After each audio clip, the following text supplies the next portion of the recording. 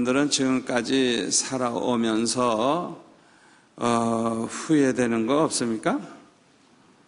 저는요, 특별히 후회하는 거 있어요. 아주 특별히 후회하는 거 있는데, 그 중에 하나가 뭐냐 하면, 너무 걱정을 많이 하면서 산 것이 얼마나 후회가 되는지 몰라요.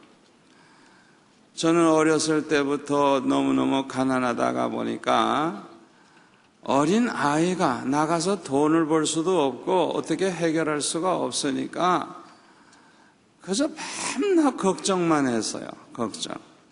그런데 세월이 가면 갈수록 더 가난하고 더 어려워지니까 걱정이 점점 더 커지고 더 커지고 더 커져가지고 하여튼 고등학교 다닐 때는 얼마나 걱정을 많이 했는지 그때 찍은 사진들을 지금 보면 아예 보기도 싫어요. 보기도 싫어요. 아니 이렇게 잘생긴 얼굴이 말이요, 그냥 수심에 잠겨가지고요, 오죽했으면은 내가 죽고 싶은 마음을 다 가졌겠어요. 금식기도 하다가 죽을란다 그런 생각을 했겠어요. 그런데요, 그 세월을 다 지나고 보니까 괜히 걱정했어요. 걱정 안 해도 하나님은 다 먹을 거 준비해 놓으셨고, 걱정 안 해도 하나님은 내 학비 다 준비해 놓으셨고, 장학금 준비해 놓으셨고, 가장 좋은 길로 인도하실 텐데, 지나고 보니까 제가 걱정을 해서 얻은 거 하나도 없어.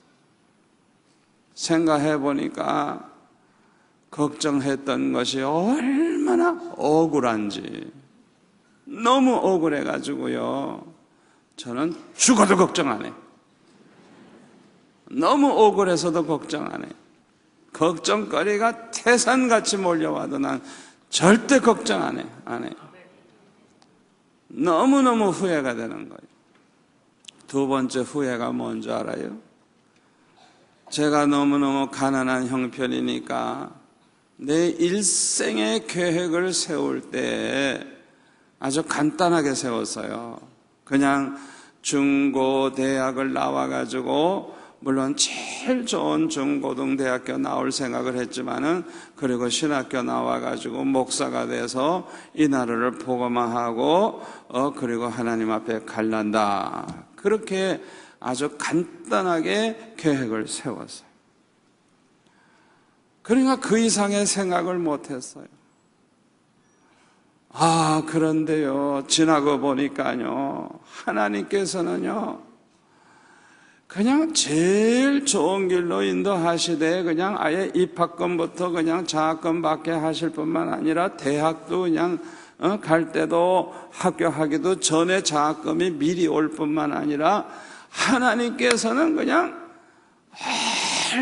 얼마나 그냥 멋지게 인도하시는지 모르는데, 누가 나한테 좀 지도해 줬더라면, 누가 나에게 좀 깨닫게 해줬더라고 하면, 대학교만 나오지 않고 대학원도 나오고 박사과정도 하고 미국 가서 공부도 하고 이래가지고 한국을 복음화할 뿐만 아니라 세계를 그냥 향해서 일할 수 있는 그런 큰 꿈과 계획을 가졌을 텐데, 그런 생각을 한 번도 못했어요. 저는 오로지 한국만 완전히 예수 믿게 하고 복음화하고 주님 앞에 가련다, 그 생각만 했어요. 그러니까요, 대학교 갔을 때 보니까 그 당시에는 대학생을 많이 뽑지도 않았어요. 또 너무 생활이 어려우니까 대학교 갈 생각도 안 해. 대부분은 학생도 적고, 또 대학교 갈 형편도 아니고, 그러니까 조금만 노력을 하면 대학원 가서 박사과정해서 얼마든지 박사도 되고 얼마든지 교수가 될 수 있어요. 그런데 저하고 같이 공부한 친구들 가만히 보면은 내가 볼 때는 시시하게 보이는데 이 친구들은 가만히 보니까 박사가 다 돼가지고 다 교수해. 어이구, 그래가지고 뭐 그냥 학장도 하고 총장도 하고. 이야, 그런데 왜 나는 그 생각을 못했을까? 지나고 보니까 얼마나 후회가 되는지. 좀 더 내가 믿음이 컸더라면 여호와 이레 하나님, 나를 위해서 항상 준비해 놓으시는 하나님, 그 하나님을 믿고 돈은 쌓아놨다고 생각을 하고 가장 멋진 계획을 그냥 세워가지고 살았더라면 얼마나 좋았을까. 제가 목회를 하면서도 깨달은 게 그거예요. 언제나 하나님을 위해서 목표를 세워놓고 진행할 때 보면요, 아무 준비도 안 돼 있고 아무것도 없어도요, 지나고 보면 하나님은 다 준비해 놓으셨어요. 언제나 넘쳤어. 언제나 모자람이 없었어.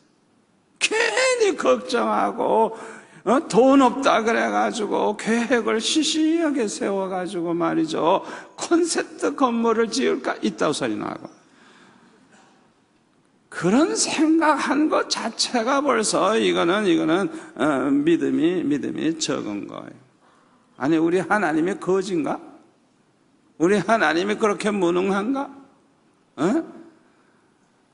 내 믿음대로 될지어다. 내 믿음대로 될지어다. 콘센트 생각하면 콘센트 건물 얹게 되는 거예요. 지나고 보니까 얼마나 후회가 되는지 몰라요. 얼마나 후회가 되는지 몰라요. 가장 좋은 계획을 세워가지고 했더라면 얼마나 좋았을까. 여러분들은 저와 같은 후회하지 마시기를 바랍니다. 지금 형편은 아무것도 없어도 하나님은 다 준비해 놓고 계시다는 걸 믿으시고, 돈은 이미 쌓아놨다고 생각을 하시고 가장 좋은 계획을 세우세요. 가장 좋은 계획, 멋진 계획을 세우세요. 그리고 기도하고 나아가세요. 그러면 후회함이 없어요. 아멘. 여러분은 후회하는 것이 무엇입니까? 어떤 사람은요, 최근에 우리 교회에 나오게 됐는데요, 그분이 은혜를 금방 받아서 하는 얘기가 뭐냐면, 내가 진작 예수를 믿을걸, 아이고 내가 좀 더 일찍 수영록교회에 나올걸, 얼마나 후회하는지 몰라요.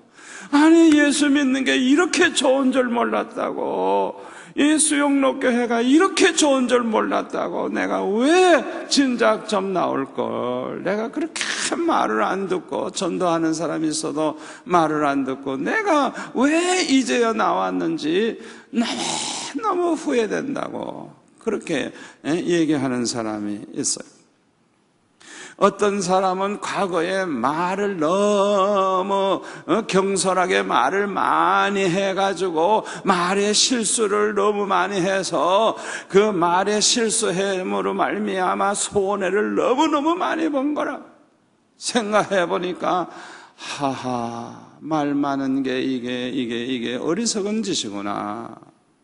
다시는 내가 쓸데없는 말은 하지 아니하리라. 말을 적게 하겠다고 결심하면서 과거의 잘못을 후회하는 사람도 있어요. 어떤 사람은 교회 생활을 좀 더 꾸준히 잘했으면 좋았을 텐데 어떤 일로 인해서 교회를 안 나가기 시작했어요. 그동안에 손해본 게 얼마나 많은지 지나고 보니까 너무너무 후회가 되는 거예요. 왜 내가 교회 생활을 그렇게 등한히 하고, 왜 내가 교회 나가는 걸 방학을 해서 그렇게 손해를 받노 생각해 보니까 너무너무 후회가 되는 거예요. 어떤 사람은 교회에 분쟁이 일어났을 때 입을 꼭 다물고 기도만 해야 되는데 너무너무 어리석게 그냥 앞장서서 막 싸우느라고 그냥 나중에는 그냥 믿음도 병들고 마음도 병들고 육신까지 병이 들어가지고 폭삭 망한 다음에 그냥 후회를 하는 거예요. 내가 왜 그렇게 어리석은 짓을 했나? 여러분, 분쟁이 일어나는 교회를 보면요, 모여서 쑥덕쑥덕하고 할 때는요, 막 흥분을 하고요, 그냥 자기네들이 가장 의로운 줄 알고 그냥 막 싸우다가 보면요, 저쪽 사람은 또 똑같이 생각하거든요. 그래가지고 싸우다가 보면은 교회는 쪼가리 나고 교회는 문제만 생기고 그냥 그렇게 서로 싸우다가 보면은 그냥 허물이 막 드러나고 망신도 당하고 믿음도 다 없어져 버리고 그러다가 보면 하나님이 그냥 어떤 때 내리쳐버려요. 그냥 그래가지고 그냥 병이 들어버리고 그냥 망해버리고 그러는 거. 나중에 정신을 딱 차리고 보면 아이고 내가 어리석은 짓 했구나. 따라서 합시다. 입을 꼭 다물고 기도만 하자. 아멘.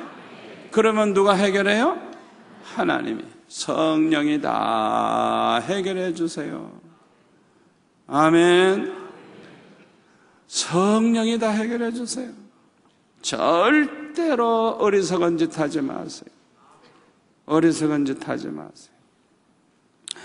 어떤 사람은요, 강남에 살다가 그 서울 주변에 그 신도시가 생기니까 저기를 빨리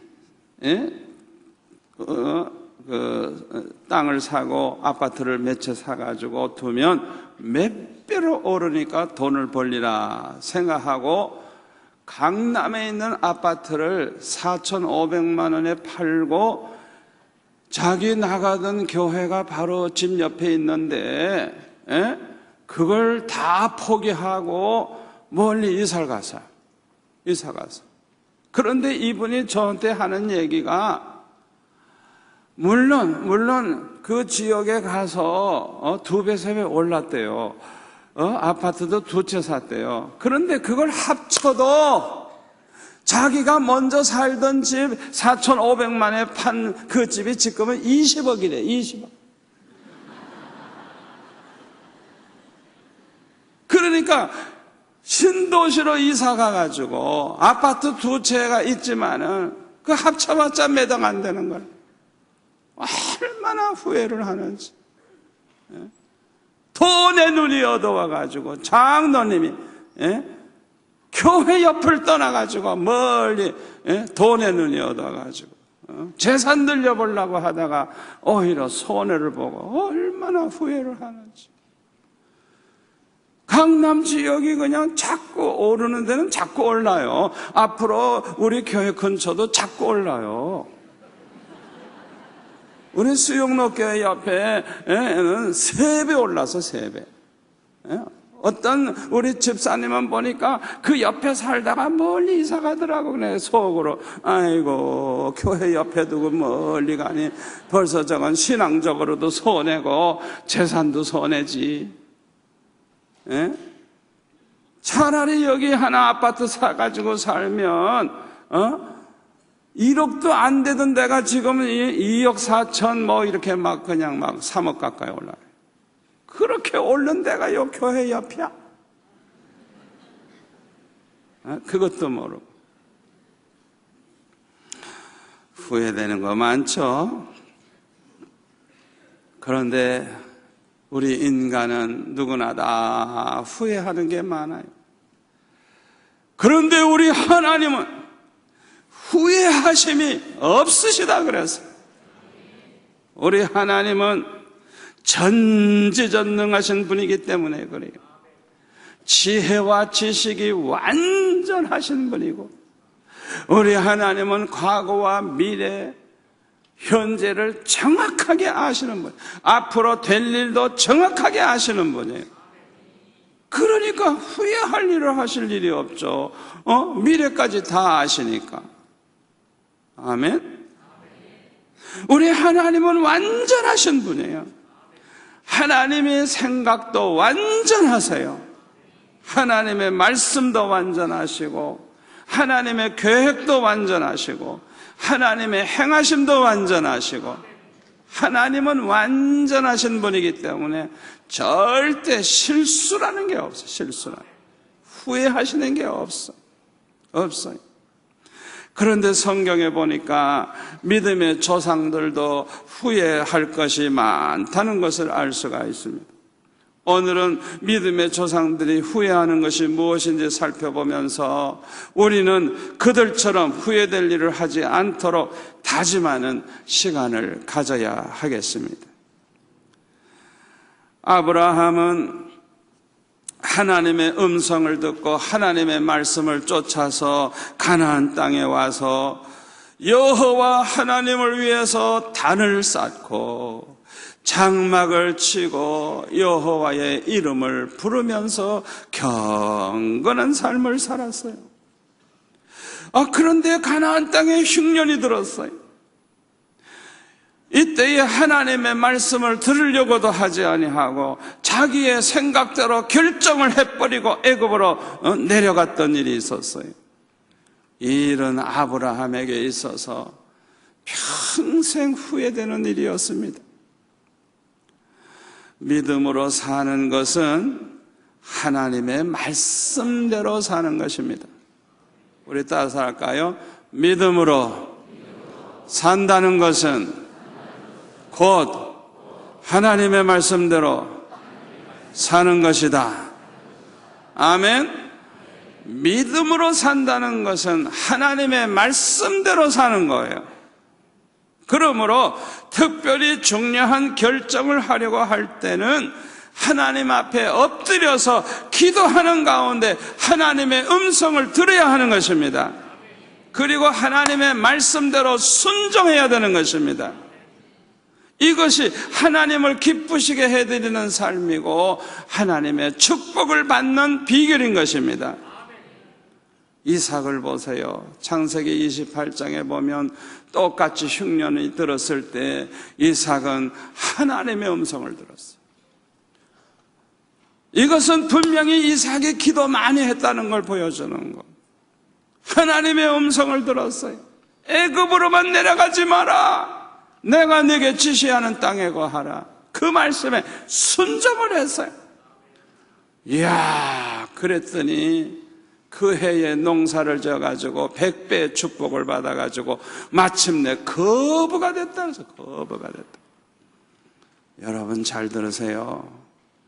신앙으로 사는 것, 믿음으로 사는 것은 말씀대로 사는 것, 말씀대로 사는 거예요. 여러분 어떤 문제가 딱 생기면 하나님 앞에 엎드리세요. 하나님의 음성을 기다리세요. 말씀해 주옵소서, 말씀해 주옵소서. 순종하겠습니다. 기도하세요. 그래서 하나님 말씀하시는 대로 순종하면 복을 받습니다. 그런데 아브라함은요, 하나님께 묻지도 않았어요. 그리고 무조건 가족을 데리고 애굽으로 내려갔어요. 이것은 믿음의 결정이 아니에요. 인간적인 생각이에요. 우리도 이런 실수를 할 때가 얼마나 많습니까? 이렇게 믿음으로 살지 않고 자기 생각대로 살면 하나님도 기뻐하지 아니하실 뿐만 아니라 그 결정이 축복이 되질 않고 고생 많이 하게 됩니다. 꼭 명심하세요. 예수 믿는 사람이 기도하지도 않고 하나님의 뜻을 알려고도 하지 않고 자기 생각대로 머리 굴려가지고 그렇게 꾀를 부려가지고 그렇게 해보세요. 고생 많이 합니다. 여러분 과거에 그래가지고 고생 많이 했을 거예요. 아브라함은 우선 하나님 앞에 기도했어야 했습니다. 절대 주권을 가진 하나님께서 왜 흉년이 들게 하셨는지 그 이유를 물었어야 했습니다. 그런데 기도하지 아니했어요. 그러므로 그의 믿음은 더 약해졌어요. 더 약해졌어요. 그 결과 부정적인 생각을 하게 되었어요. 혹시 애굽에 내려갔다가 내 아내를 빼앗기고 나는 죽임을 당하면 어쩔까? 이런 걱정을 하게 됐어요. 여러분에게 걱정되는 일이 있습니까? 자꾸 걱정이 된다고 하면 이것은 믿음이 병들었거나 믿음이 부족한 증거입니다. 하여튼 이후 여하를 막론하고 어떤 어려운 문제가 있다고 할지라도 자꾸만 그게 걱정이 되고 마음이 불안하다고 하면 이거는 믿음에 문제가 있는 겁니다. 여러분 꼭 명심하세요. 그리고 자꾸만 부정적인 생각이 드는 사람이 있습니까? 아이고 이러다가 내가 죽으면 어쩔까, 이러다가 우리가 사업이 망하면 어쩔까, 이러다가 자꾸 그냥 안 좋은 생각, 부정적인 생각을 자꾸 해. 여러분 이거 굉장히 안 좋은 겁니다. 이거는 믿음이 그냥 너무너무 약해진 증거고 믿음이 병든 증거입니다. 아브라함은 너무나도 걱정이 된 나머지 그의 아내와 이런 약속을 합니다. 창세기 12장 11절에 보면 그가 애굽에 가까이 이르렀을 때에 그의 아내 사레에게 말하되 내가 알기에 그대는 아리따운 여인이라 애굽 사람이 그대를 볼 때에 이르기를 이는 그의 아내라 하여 나는 죽이고 그대는 살리리니 원하건대 그대는 나의 누이라 하라. 그러면 내가 그대로 말미암아 안전하고 내 목숨이 그대로 말미암아 보존되리라 하니라. 너무너무 자기 아내가 예쁘게 생겼으니까 그 아내를 뺏기 위해서 어떻게 하느냐 하면 뺏으면서 그 자리에서 남편을 죽여버립니다. 그래야 남편에 대한 미련을 잊어버리니까. 그러니까 여자를 뺏으면서 그 자리에서 남편을 죽여요. 그걸 염려하는 거예요. 왜? 그런 일이 실제로 일어나니까. 그런데 이 아브라함은 자기에게도 그런 일이 일어날까 봐 걱정을 한 거예요. 이게 뭘 보여주는 거예요? 그가 그만큼 믿음이 약해졌다는 걸 증거하는 거예요. 죽고 사는 것은 누구 손에 있어요? 하나님의 손에 있어요. 하나님의 손에. 아멘. 하나님의 손에 있어요. 하나님의 손에. 하나님의 손에 있어요. 죽고 사는 것은. 여러분 죽을 병에 걸려도요 하나님이 죽이지 않으면 살아나요. 살아나. 아멘. 다 죽는다 하는데 살아나요. 살아나요. 여러분 건강한 사람, 아주 체격도 좋고 인물도 좋고 건강한 사람, 이 건강하다고 뭐 오래 살고 뭐 그러는 줄 알아요? 아니에요. 그런 사람도요 갑자기 픽 쓰러져 죽어요. 심장마비로도 죽고요, 사고가 나서도 죽고요. 절대로 죽고 사는 것은 하나님의 손에 있는 거예요. 아멘. 제가 아는 장로님은요 얼마나 건강한지, 이야, 이 팔씨름을 하면요 이 70 넘은 장로님이 20대, 30대, 40대 젊은이와 해도 다 이겨 그냥. 아이고 얼마나 기운이 센지 펄펄해요. 펄펄해. 그래서 저는 그분은 틀림없이 100세까지 살 줄 알았어요. 그랬는데 그냥 얼마 후에 그냥 돌아가시더라고요.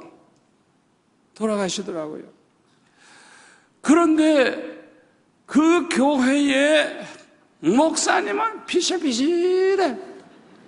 그냥 말도 그냥 얼마나 연약하고 말하는 것도 그렇고 몸도 그냥 너무 뼈만 남아있고 비실비실한데 이 목사님은 보니까 한 90까지 사는 거예요. 여러분 건강한 사람들 교만해지지 않도록 조심하세요. 건강한 사람들 조심하라. 자기 자신이 약한 줄 아는 사람, 하나님의 은혜가 아니면 못 사는 줄 아는 사람, 이 사람이 더 안전한 거예요. 아멘. 아브라함은 죽고 사는 것이 하나님의 손에 있는데, 아브라함은 살아남기 위해서 인간의 방법을 동원을 해가지고, 여보 이제부터는 나를 오빠라 해라. 그러면 괜찮을 줄 알고. 얼마나 믿음이 부족해요.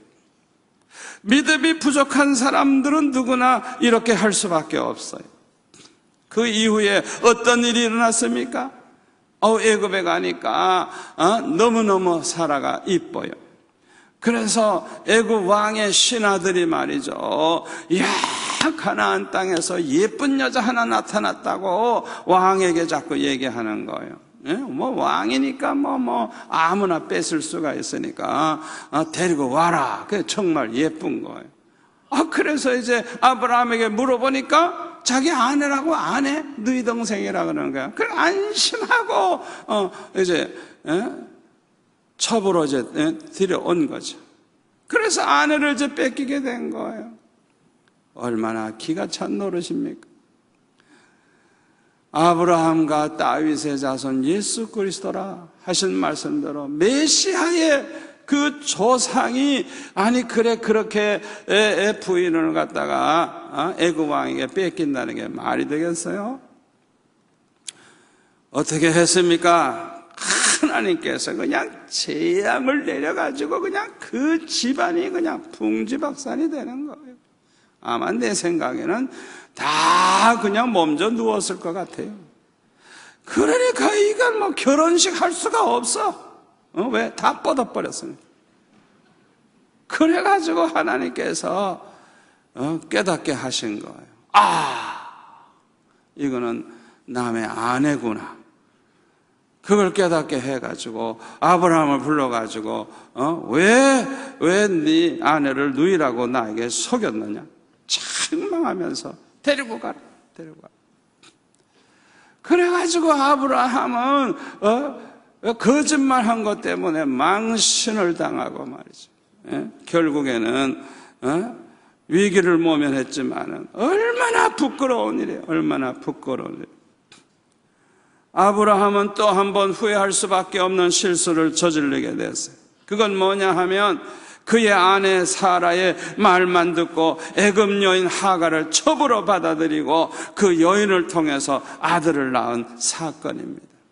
어떻게 보면은 이것은 사라의 책임이지만은 아브라함이 하나님께 묻지도 아니하고 자기 아내 사라의 말만 듣고 결정한 것은, 이거는 믿음의 결정이 아닌 것입니다. 아주 잘못된 것입니다. 물론 그 당시에는요, 일부 다처제가 일반적인 관습이었습니다.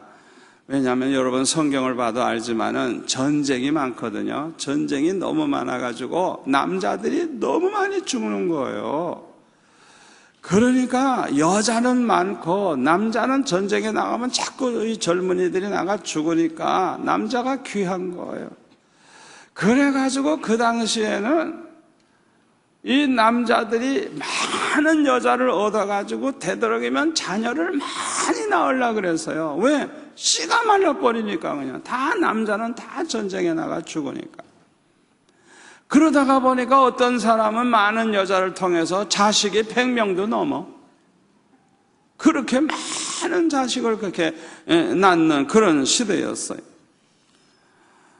그러니까 그 당시에 그런 사회니까 이 사라가 자식이 없을 때 뭐 고까짓 거 이 하갈 하나 이렇게 통해서 자식을 낳은 거야 무슨 뭐 큰 잘못일까 그렇게 생각했을지도 몰라요. 그러나 이것은요 하나님과의 이거는 큰 문제입니다. 왜냐하면 하나님께서 약속을 하신 것이 있기 때문에 그렇습니다. 창세기 12장 2절에 보면 내가 너로 큰 민족을 이루고, 아니 큰 민족을 이루려고 하면 그 자자손손 자식을 많이 낳아가서 이어가지 않으면 큰 민족이 되겠어요? 이거는 사라를 통해서 자손이 생긴다는 것이지 자손이 안 생긴다는 게 아니잖아요. 또 창세기 13장 16절에 보면 내가 내 자손이 땅에 티끌 같게 하리니 사람의 땅에 티끌을 능히 셀 수 있을진데 내 자손도 세리라 그랬어요. 그리고 창세기 17장 15절에 보면 하나님이 또 아브라함에게 이르시되 내 아내 사레는 이름을 사레라 하지 말고 사라라 하라. 내가 그에게 복을 주어 그가 내게 아들을 낳아주게 하며 내가 그에게 복을 주어 그를 여러 민족의 어머니가 되게 하리니 민족의 여러 왕이 그에게서 나리라. 또 히브리서 11장 18절에 보면은 그에게 이미 말씀하시기를 내 자손이라 칭할 자는 이삭으로 말미암으리라 하셨으니, 이게 무슨 소리예요? 사라가 낳은 아들 이삭, 그 이삭의 자손이라야 네 자손이라 이거예요. 아브라함의 자손이 하늘의 별과 같이 많아지겠다고 말씀하셨는데 이것은 사라를 통해 낳은 아들 이삭의 자손이 그렇게 되리라는 말씀이에요. 그것을 보면 하나님이 아주 분명하게 사라를 통해서 아들을 낳을 것이고 분명히 그 자손이 번창할 것을 하나님이 그렇게 약속을 하신 거예요. 약속을 하신 거예요. 이렇게 분명히 하나님께서 말씀하셨으니 끝까지 하나님의 말씀을 믿고 하나님을 신뢰하고 기다렸어야 할 것입니다. 아무리 사라의 나이가 많고 경수가 끊어진 지 오래되었다고 해도 하나님의 전지전능하심과 신실하심을 믿고 끝까지 하나님을 신뢰하고 기다렸어야 했을 것입니다. 그런데 아브라함과 사라는 끝까지 기다리지를 못하고 가나안 땅에 들어간 지 10년 만에 애굽 여인 하갈을 통해서 아들을 낳았어요.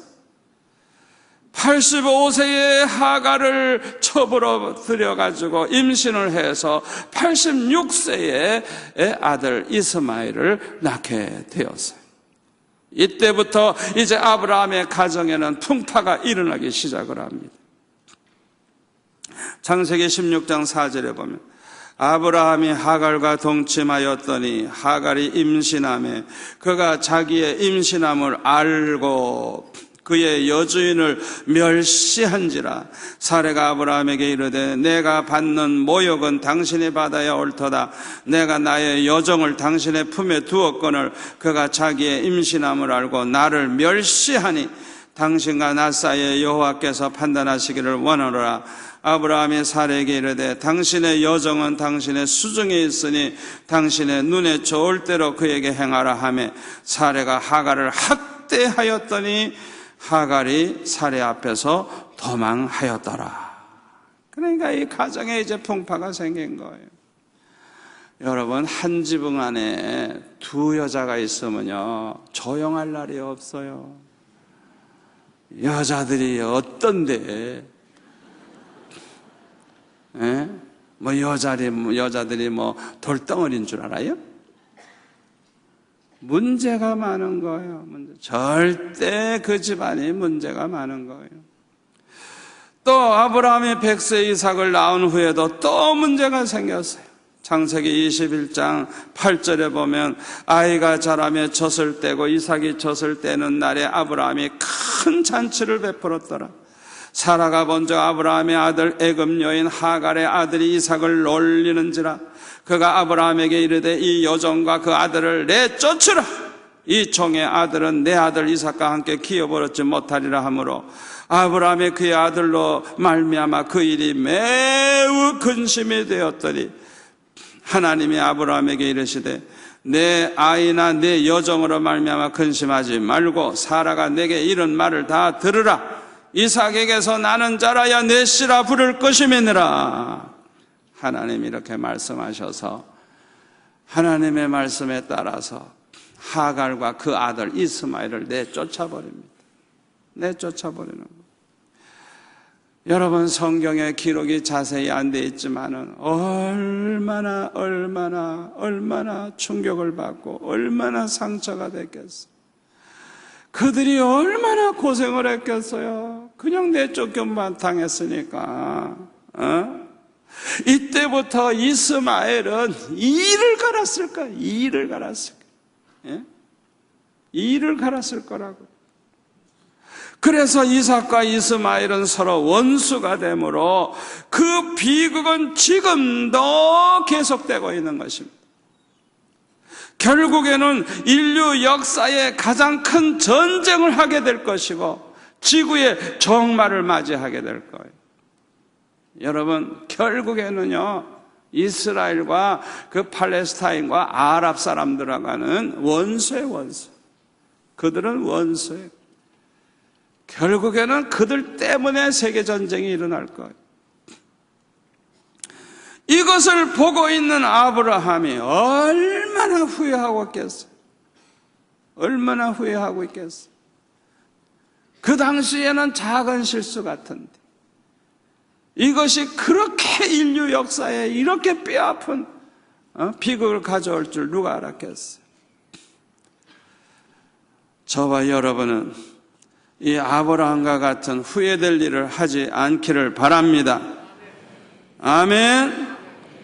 언제나 어려운 흉년이 오고 어려운 문제가 오면 하나님 앞에 먼저 엎드리시기를 바랍니다.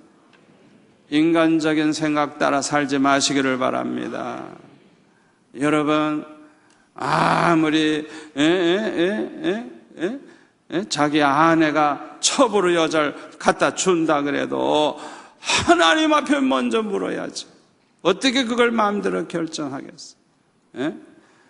인간적인 생각대로 하면 안 되는 거예요. 두 번째로 야곱이 후회하는 것은 하나님의 절대 주권을 믿고 하나님만 의지해야 되는데 인간적인 방법으로 장자의 명분을 빼앗고 축복을 받으려고 한 사건, 이것이 야곱에게 아주 후회가 되는 사건입니다. 성경에 보면 아브라함은 100세에 이삭을 낳았습니다마는 이삭은 리브가와 결혼을 40세에 했고요. 20년 동안 아이가 없었어요. 20년 동안. 그래서 60세에 쌍둥이를 낳았는데 창세기 25장 26절, 20절, 26절에 보면 나와 있어요. 그런데 이 쌍둥이인 야곱과 에서는 어머니 뱃속에 있을 때부터 둘이 싸우는 거예요.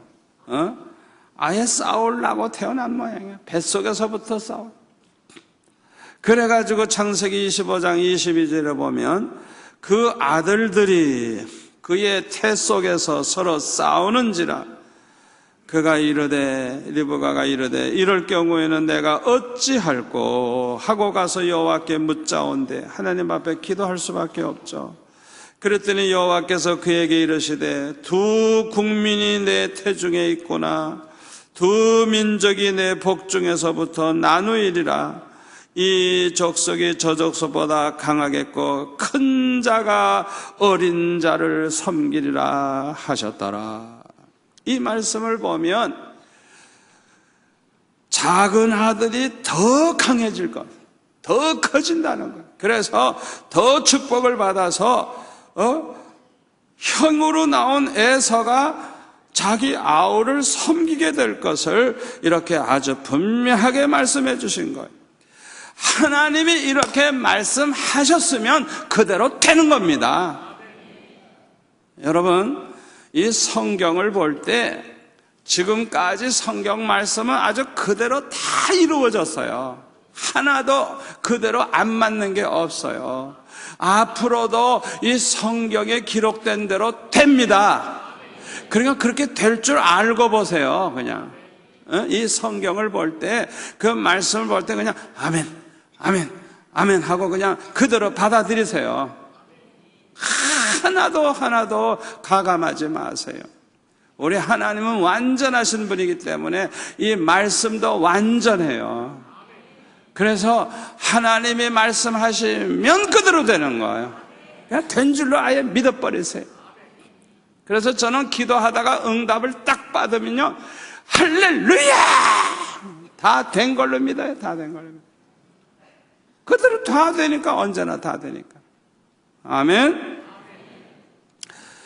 이렇게 작은 자가 더 강해져서 큰 자가 작은 자를 섬기게 된다 말씀하셨으면 그대로 되는 거예요. 그대로 되는 거예요.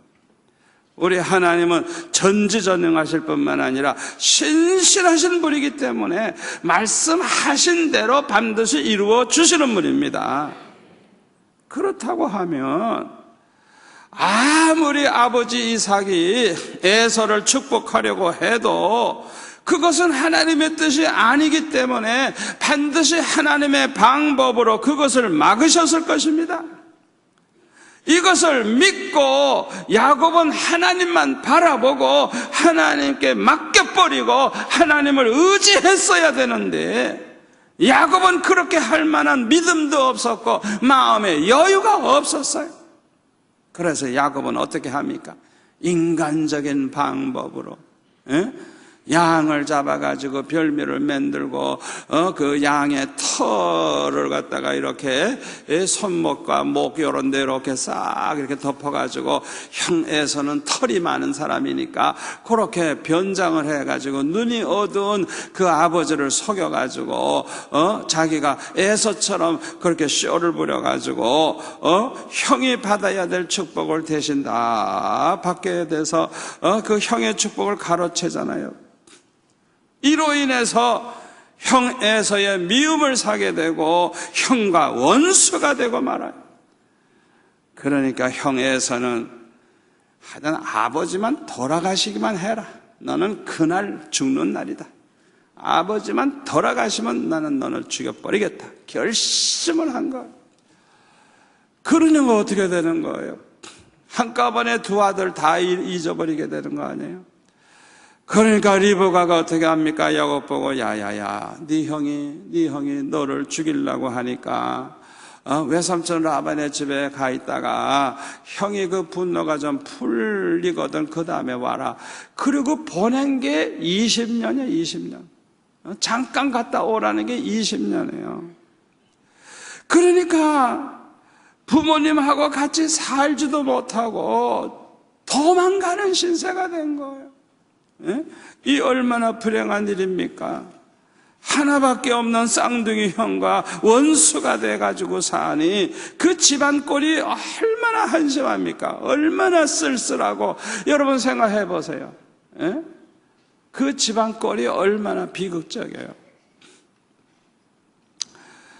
결국 야곱은요, 아버지와 함께 살지도 못했고요, 아버지의 재산을요 하나도 물려받지 못했어요. 여기서 무엇을 깨닫게 됩니까?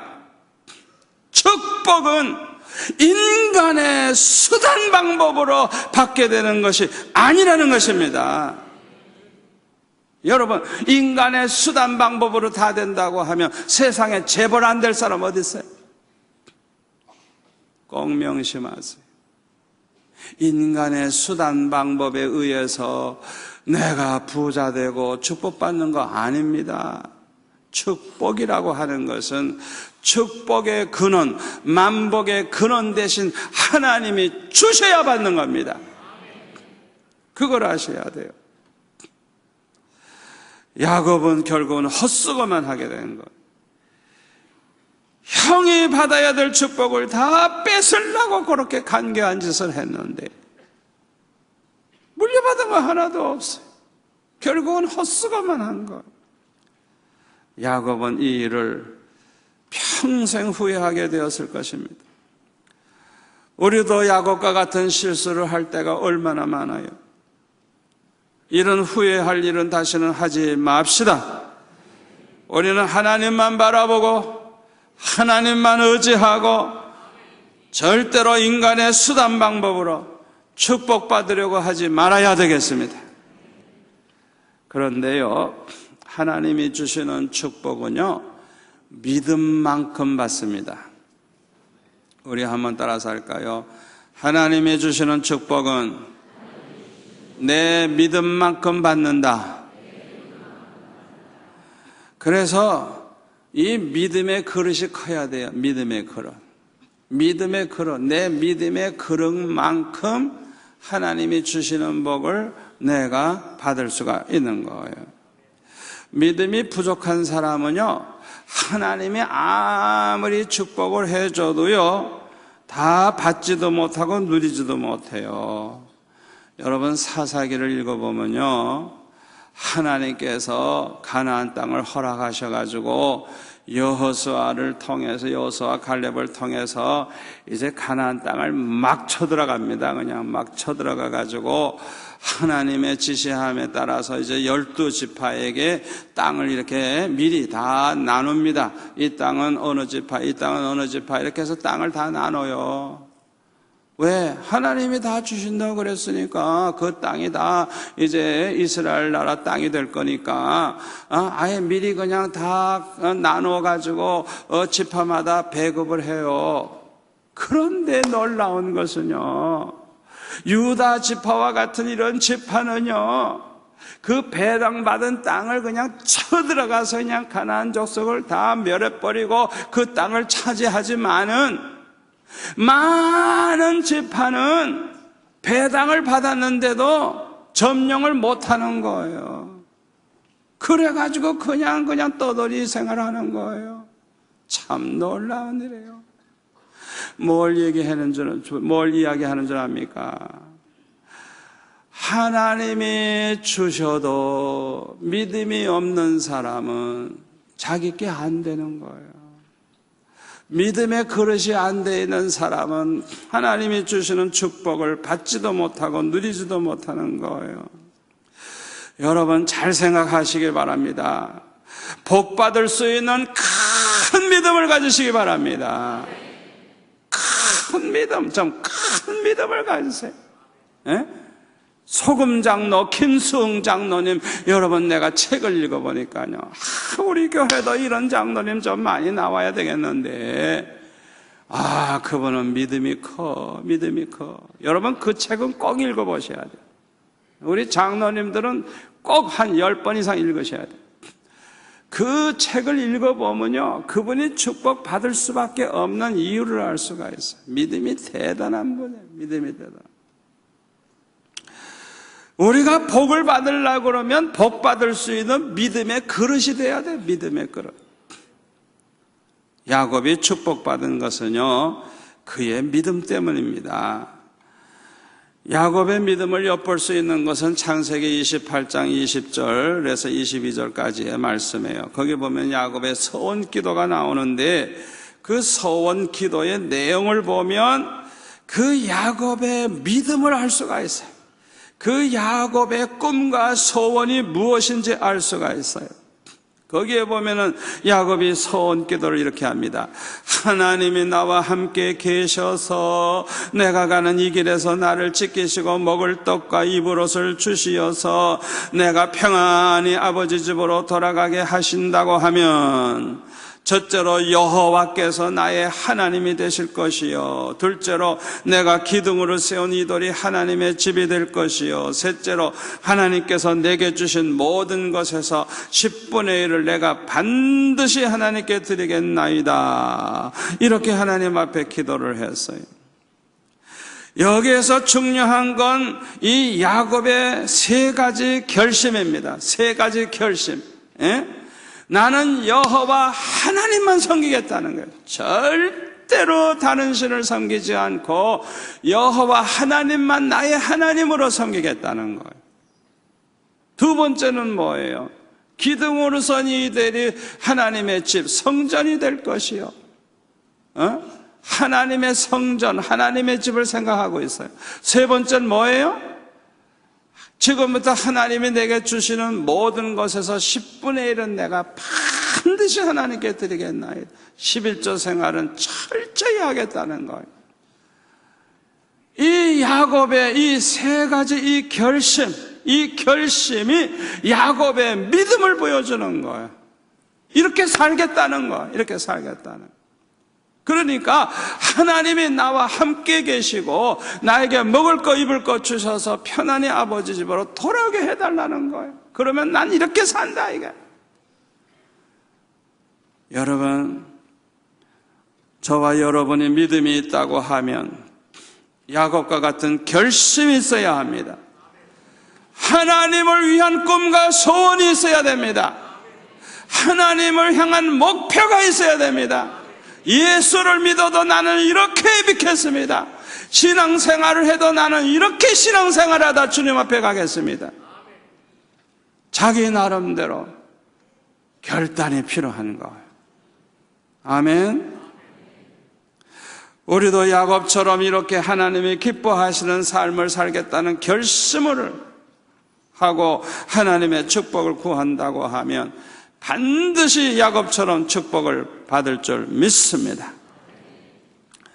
셋째로 솔로몬은 하나님의 말씀을 가까이 하지 아니하고 항상 깨어 기도하지 못한 것을 후회할 것입니다.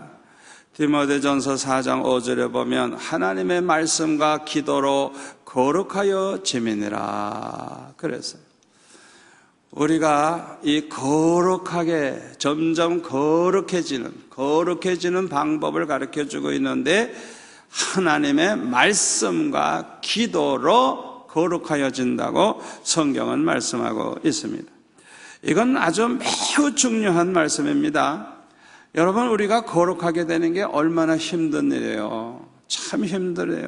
그런데요, 거룩하게 되는 것도 힘들지만은 계속해서 거룩함을 유지한다는 거 더 어려운 거예요. 그렇죠? 우리가 한번 거룩하면 뭐해요? 금방 더러워지면 아무것도 아닌데. 그러니까 거룩해지는 것도 중요하지만은 계속해서 거룩한 삶을 유지하는 거, 지키는 거, 거룩을 지키는 거, 이게 얼마나 중요한지 몰라요. 예? 그런데 성경은 말씀하기를 하나님의 말씀과 기도로 거룩하여진다 이게.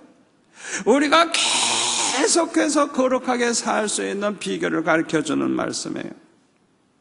우리가 항상 거룩하게 살려고 하면 첫째로 하나님의 말씀의 은혜 가운데 살아야 됩니다. 성경을 읽으면서도 은혜 받고, 성경을 배우면서도 은혜 받고, 성경을 연구하면서도 은혜 받고, 설교 말씀을 들으면서도 은혜 받아야 되는 것입니다. 아멘. 이렇게 말씀에 은혜 받으려고 하면 우선 교회 출석을 잘해야 돼. 교회 출석을 잘하고 예배 참석을 철저히 해야만 말씀에 은혜 받을 수 있는 기회가 많아지는 거예요. 그리고 반드시 성경을 읽어야 되는 거예요. 성경도 깊이 읽고 많이 읽고 그러다가 보면은 반드시 성경 읽다가 불을 받는 때가 있어요. 성경 읽다가 눈물이 쏟아지고 성경 읽다가 그 속에서 하나님의 사랑을 깨닫고 그냥 성경 읽다가 막 거꾸러지는 사람이 있어요. 막 그냥 성경 읽다가 불을 받아가지고 기도하는 사람도 있어요. 그리고 성경 공부도 참석을 해가지고 그 은혜로운 말씀을 잘 그렇게 배울 때 우리가 은혜 받을 수 있어요. 아멘. 이게 얼마나 중요한지 몰라요. 여러분 항상 교회 출석 100% 하시고 예배 참석을 아주 목숨 걸고 하시고 아멘. 성경을 항상 읽으시고 성경을 항상 배우시는 그런 사람이 되시기를 바랍니다. 그리고 두 번째로 우리가 거룩하게 살려고 하면 기도 생활에 성공을 해야 돼요. 날마다 기도 생활에 성공을 해야 돼요. 아멘. 여러분, 목사님들이라고 할지라도요, 기도 생활 게을리하면요 심령이 메마릅니다. 믿음이 병듭니다. 약해집니다. 평신도는 말할 것도 없어요. 목회자도 기도 생활에 실패하면 결국에는 다 실패하고 말아요. 목회도 실패하고 신앙생활도 실패하고 다 실패하고 말아요. 하물며 평신도야 오죽하겠어요. 그렇기 때문에 이 기도 생활은 호흡과 같은 거예요. 호흡이 끊어지면 죽는 것과 같이 기도 생활이 비실비실하고 기도 생활이 중단되면 그 사람은 이제 믿음이 병들기 시작하는 거예요. 그렇게 기도 생활이 중요한 거예요. 그렇기 때문에 우리 예수 믿는 사람들은 죽으나 사나 항상 쉬지 말고 기도해야 돼요. 정 기도하는 시간이 없으면 길 가면서도 기도하고, 청소하면서도 기도하고, 설거지하면서도 기도하고, 아멘. 항상 이렇게 눈 뜨고도 기도하고, 그냥 속으로 기도하라고요. 항상 기도하라고요. 얼마나 하나님이 기뻐하시는지 몰라요. 우리 학생들 시험 칠 때도 기도하고 시험 치고, 기도하면서도 계속 주님의 도우심을 구하면서 주님 지혜를 주세요, 깨닫게 해주세요, 기억나게 해주세요, 주님의 도움을 구하면서 시험을 쳐보세요. 얼마나 은혜 받으면서 시험 치는지 몰라요. 아멘. 항상 쉬지 말고 기도하라. 쉬지 말고 기도하라. 그런데 솔로몬은 어떠했습니까? 솔로몬은요, 밤낮 먹고 마시고 즐기고 육신의 쾌락만 추구했어요. 그냥 밤낮 그냥 어떤 술을 만들어 먹으면 더 맛이 좋을 거 그냥 술로 즐겨보려고 그냥 밤낮 그런 엉뚱한 생각을 하고, 그냥 자기 눈으로 보고 생각나는 대로 하고 싶은 대로 다 하는 거예요. 연못도 만들어 보고 집도 지어 보고 많은 금은 보화도 모아보고 종들도 많이 모아보기도 하고 처와 첩을 1000명이나 데리고 살아보기도 하고 미친 짓을 했어요. 미친 짓을. 예. 얼마나 어리석은 짓을 했는지 몰라. 그러다가 보니까 자기도 타락해버리고 결국에는 불행한 종말을 맞이하게 되고 말았어요. 그래서 전도서에 보면 이 솔로몬이 얼마나 후회를 많이 하고 있는지 몰라요. 자기가 한 모든 일을 돌이켜보니까 다 헛되니 헛되도다. 그냥 쓸데없는 짓을 내가 했다고 그렇게 고백을 하면서 후회를 하고 있어요. 솔로몬은 이렇게 쓸데없는 짓을 할므로 말미암아 하나님의 영광을 위해 살 수 있는 좋은 기회를 다 허송하고 말았어요. 잃어버리고 말았어요. 솔로몬이 하나님이 주신 지혜를 가지고 성경을 날마다 읽었더라면 얼마나 좋았을까. 아마 구약 성경에 대한 주석이 그때 다 나왔을 거예요. 솔로몬이 그 좋은 머리 가지고 기도하면서 성경을 연구했더라고 하면 얼마나 좋았겠어요. 그리고 각 나라 왕들과 그 높은 귀빈들이 찾아오는데 그들에게 전도를 하고 여호와 하나님만이 참신이라는 걸 증거해 줬더라고 하면 세계 복음화는 그때 다 끝났을까? 얼마나 좋은 기회예요. 얼마나 좋은 기회. 예? 그에게는 너무너무 전도할 기회가 좋았어요. 그런데 솔로몬은요 생각도 해본 적이 없어요. 기도 생활도 안 했어요. 기도 생활 할 새가 있나요? 밤낮 술 먹고 즐기는데 성경 볼 시간이 어디 있어요? 성전에 가서 제사 드릴 시간이 어디 있어요? 밤낮 그냥 먹고 마시고 즐기고 그냥 1000명이나 되는 처와 첩들이 그냥 한마디 하면 1000마디라. 한 여자가 떠들어도 골치 아픈데 1000명이 데모해보세요. 그냥 어떻게 살아? 그냥 못 살지. 솔로몬은 분명히 바싹바싹 말랐을 거예요. 여러분 생각해 보세요. 왕들의 딸이고 귀족의 딸들이 말이죠. 얼마나 얼굴도 예쁘고 또 잘 먹었으니까 얼마나 건강했겠어요. 이왕 죽을 바엔 한마디 하고 죽자 이러고 그냥 막 대들었을 거예요. 결국에는 그 여자들 말 듣고 그 여자들 소원대로 다 해줬어요. 그 나라 우상 다 만들어주고 가서 숭배하게 하고 예루살렘 한쪽에다가 다 우상 만들어가지고 아예 집 만들어져가지고 마음대로 우상 숭배하고 나중에는 자기까지도 가서 우상 숭배하는 거예요. 세상에. 그래가지고 망할 짓을 하지 않습니다. 여러분 잘 들으세요. 신앙생활은요 언제나 말씀과 기도로 이루어지는 거예요. 말씀과 기도에 게으르면 그 사람의 신앙은 병드는 거예요. 날마다 말씀을 사모하고 말씀의 은혜를 사모하고 날마다 기도하고 기도 생활을 쉬지 않고 그래야만 우리의 신앙생활이 건강해지고 우리의 믿음이 건강해지고 하나님의 말씀대로 살면서 복을 받게 되는 거예요. 우리가 이렇게 말씀을 가까이 하고 기도 생활 열심히 하다가 보면 죄 지을 시간이 어디 있어요? 죄 지을 시간이. 술 먹고 돌아다닐 시간이 어디 있어요? 생각해 보라고요. 여러분 하루에 24시간 누구나 똑같이 주어진 시간이에요. 이 24시간을 우리가 무슨 일을 하면서 채우느냐 그것을 우리가 잘 선택을 해야 돼요. 하나님 기뻐하시는 일, 은혜 받는 일, 좋은 일로 채우면 채울수록 죄 지을 시간이 없어지는 거예요. 쓸데없는 짓 할 시간이 없어지는 거예요. 아멘? 그걸 아셔야 돼요. 반대로 쓸데없는 짓을 자꾸 하다가 보면 기도할 시간이 없는 거예요. 성경 볼 시간도 없는 거예요. 예배당 갈 시간도 없는 거예요. 둘 중에 하나예요. 여러분 솔로몬이 얼마나 후회하고 있습니까? 솔로몬과 같이 후회할 일을 우리가 택해서 해야 되겠어요. 저는 어렸을 때 중학교 1학년 되자마자 저는 내 삶에 대한 계획을 딱 세웠어요. 첫째는 뭐냐? 교회는 절대로 안 빠진다. 예배는 절대로 안 빠진다. 그게 첫째. 두 번째가 뭐냐? 하루에 3번씩 교회 가서 꼭 기도한다.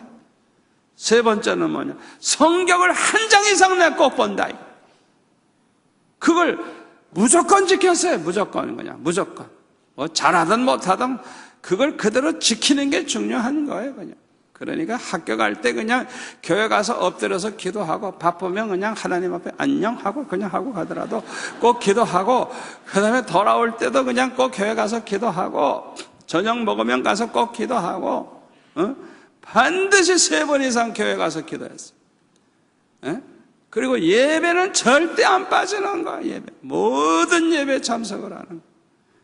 그리고 성경을 읽는 거예요. 많이 읽을 때는 뭐 수십 장씩 읽고 못 읽어도 한 장은 읽는 거.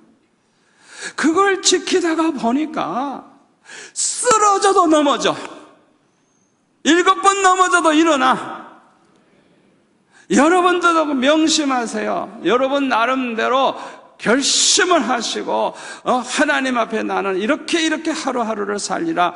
여러분 나름대로 결심을 하시고 목표를 정하시고 나아가시면 그만큼 죄 질 시간이 없어지고 그만큼 여러분들은 실패하지 않고 하나님 앞에 성공적인 삶을 살면서 참으로 보람된 그런 인생을 살게 되고 하나님의 사랑과 축복을 받게 될 줄 믿습니다.